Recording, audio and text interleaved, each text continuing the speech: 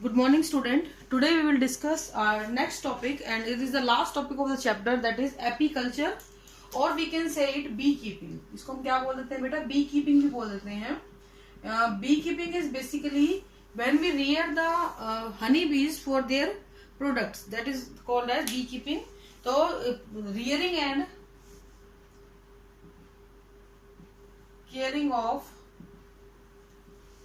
honeybee, मधुमक्खी जिसको आप बोलते हो, फॉर देयर प्रोडक्ट्स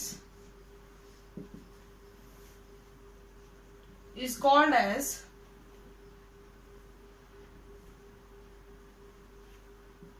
एपीकल्चर. ठीक है, एपीकल्चर कहलाता है. वैसे ही मधुमक्खी अपना छत्ता खुद भी लगा लेती हैं, but if you put them on the commercial scale तो उसको हम बोलते हैं एपीकल्चर, और उस बॉक्स को हम बोलते हैं एपीएरी. ठीक है, तो इसमें हम कमर्शियल लेवल पे क्या करते हैं, हम लोग भी प्रोड्यूस हनी भी, हम क्या चाहते हैं, इनसे हनी चाहते हैं और बी वैक्स चाहते हैं.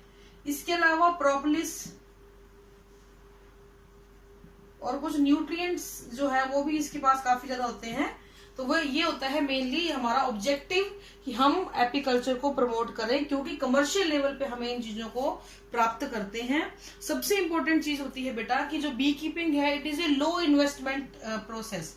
यहाँ पे खर्चा कम होता है, सिर्फ देखभाल करनी होती है, और एक लो इन्वेस्टमेंट प्रोसेस है. इसमें पैसा कम लगेगा लेकिन आपको प्रोडक्ट बहुत मिलेगा. इसलिए बहुत सारे जो फार्मर्स होते हैं वो अपने एक से खेत के अंदर, फॉर एग्जाम्पल ये उनका फील्ड है, तो उसमें आपने बहुत बार अपने यहाँ भी नोटिस किया होगा, खेत के अंदर व्हाइट बॉक्स रखे होते हैं बेटा, और बहुत बार सबने देखा होगा, ये कोई नई बात नहीं है.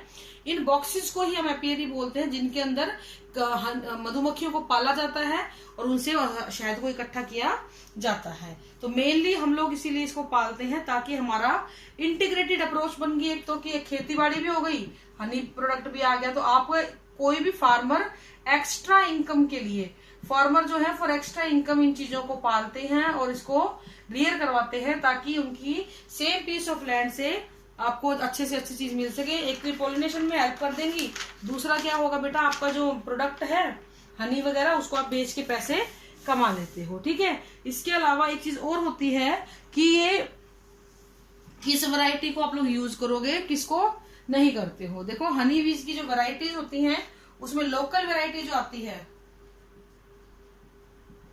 That is Apis cerana, Apis dorsata, Apis florea. ठीक है, ये तीन तो आपकी लोकल वैरायटीज हैं. इसके अलावा एक्सोटिक वैरायटी के अंदर आपकी आती है एपिस मेलिफेरा, और वो बहुत मोस्ट कॉमन वैरायटीज जो हम लोग यूज कर रहे हैं, मोस्ट कॉमन में हम लोग जो यूज करते हैं वो आती है Apis dorsata, Apis florea, Apis mellifera, और एक और है that is Apis indica. Apis indica. तो ये कुछ वैरायटीज हैं जिनको हम लोग बहुत ही ज्यादा यूटिलाइज कर रहे हैं for the production of honey and their product. अब हम एक चीज यहाँ पे मैं आपको बताना चाहूंगी कि जो ये हनी बी है, it is a highly social animal. तो इसमें सोशल स्ट्रक्चर के अंदर इसके पास होता क्या है, या इसके छत्ते के अंदर क्या क्या होगा. It is a social animal. तो सोशल एनिमल का मतलब होता है कि ये बहुत एक कास्ट, बहुत सारी कास्ट सकता है, इसके पास 3 कास्ट होती हैं. सोशल का मतलब यही हुआ ना बेटा कि बहुत सारी जातियां बैठी हुई हैं, तो उस तरीके से उसको ले लिया गया है. यहाँ पे एक क्वीन होती है, यहाँ पे ड्रोन्स होते हैं. ड्रोन्स, जिस ड्रोन होता है उसको मेल भी बोलते हैं, मेल को ही ड्रोन बोला जाता है. और इसके अलावा बड़ी संख्या में यहाँ पे होते हैं वर्कर्स. तो इस तरीके से 3 कैटेगरी में इसको बांट दिया गया है, क्वीन, ड्रोन और वर्कर्स. क्वीन जो होती है ये एक ही होती है और लगभग इसका एक ही काम होता है, सिर्फ अंडे प्रोड्यूस करना, और एक दिन में लगभग ये 15,000 अंडे तक भी दे देती है. ड्रोन का क्या काम होता है, ये स्पर्म प्रोड्यूस करता है टू फर्टिलाइज द एग. इसका यही काम होता है, ये एग को फर्टिलाइज का काम करने का काम करता है ड्रोन.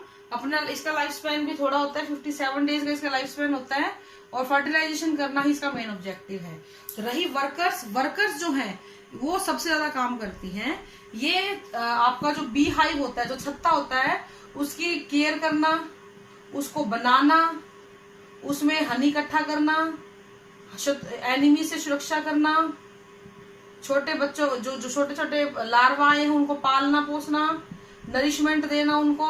यानी कि ऑल एंड ऑल किसी भी छत्ते को बनाने से लेके, उसको फॉर्म करने से लेके, उसकी साफ सफाई से लेके, उसको रख रखाव से लेके, शत्रुओं से बचाव, छोटे छोटे जो नए अंडे में से लार्वा निकलेगी वहां तक, सारा का सारा काम जो है वर्कर्स के द्वारा ही किया जाता है।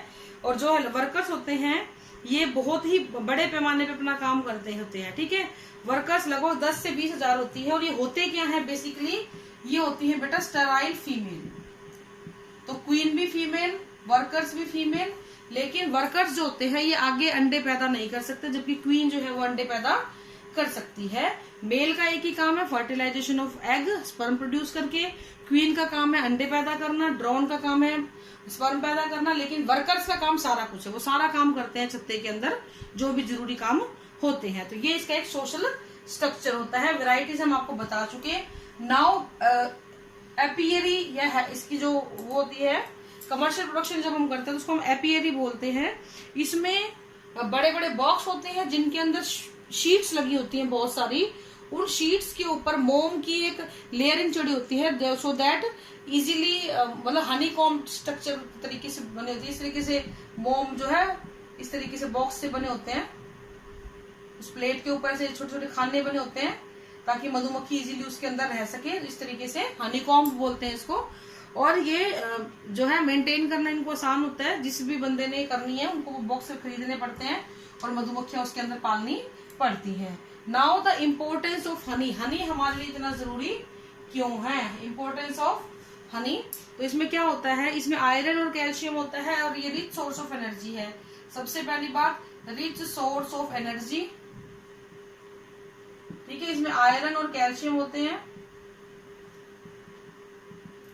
इसमें क्या होता है, आयरन और कैल्शियम होते हैं।